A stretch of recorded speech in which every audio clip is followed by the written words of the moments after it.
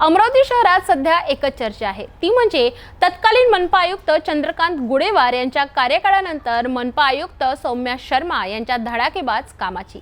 त्यांनी पदभार स्वीकारल्यापासूनच शहरातील गरीब श्रीमंत असा कोणताही भेदभाव न करता केलेल्या या धडक कारवाईमुळे अनेक वर्षांपासून रस्त्यावर आणि फुटपाथवर बसलेल्या अतिक्रमणधारकांमध्ये खळबळ उडाली आहे। आता हेच मिशन अमरावती शहरासह बडनेरामध्येही सुरू झालं आहे। बडनेरा शहराला आता मोकळा श्वास घेता येणार का, जाणून घेऊया। अमरावती शहराच्या आयुक्त सौम्या शर्मा यांनी पदभार स्वीकारल्यापासूनच अमरावतीतील अतिक्रमणधारकांमध्ये एक खळबळ उडाली आहे।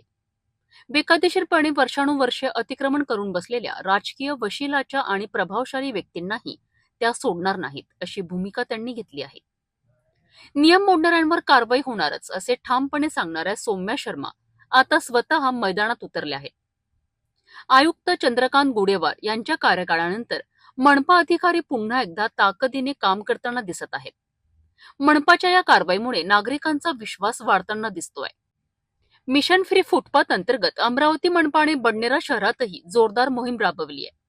श्रीमंत किंवा गरीब असा कोणताही भेदभाव न करता कारवाई सुरू असल्याचं आता स्पष्ट झालं आहे।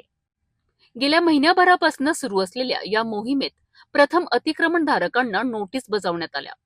24 तासात स्वतःहून अतिक्रमण काढण्याचं आवाहनही करण्यात आलं, परंतु ज्यांनी याला प्रतिसाद दिला नाही त्यांच्या दुकानांवर नोटीस चिकटवून वेळ देण्यात आली आहे।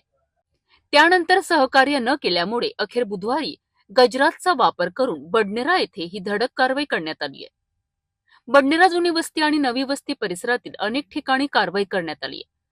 यात चांदणी चौकातील गोल्डन वाईन शॉप जवळील ताराचं कंपाऊंड असलेलं अतिक्रमण जेसीबीच्या मदतीने काढण्यात आलंय। हे अतिक्रमण धनदांडक्या व्यापाराचं असल्यामुळे ते काढलं जाणार नाही अशी चर्चा होती, परंतु ही कारवाई झाल्यानंतर तोंड पाहून कारवाई केली जाते या आरोपांना पूर्णविराम मिळालाय।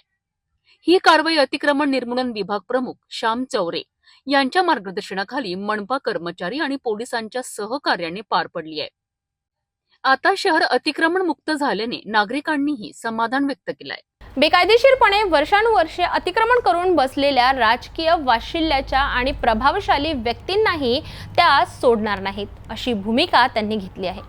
नियम मोडणाऱ्यांवर कारवाई होणारच, मग तो कुणीही असो, असं ठामपणे सांगणाऱ्या सौम्या शर्मा आता स्वतः मैदानात उतरल्या आहेत। चंद्रकांत गुडेवार यांच्या कार्यकाळानंतर मनपा अधिकारी पुन्हा एकदा ताकदीने काम करताना दिसत आहेत। मनपाच्या या कारवाईमुळे नागरिकांचा विश्वास वाढताना दिसतोय। निश्चित काहीतरी करण्याची इच्छाशक्ती असलेली अधिकारी विजन घेऊन काम करतात आणि प्रभावशाली असतील तर कोणतंही विकासात्मक काम थांबू शकत नाही। हेच आयुक्त सौम्या शर्मा साकार करण्याच्या भूमिकेत आहेत।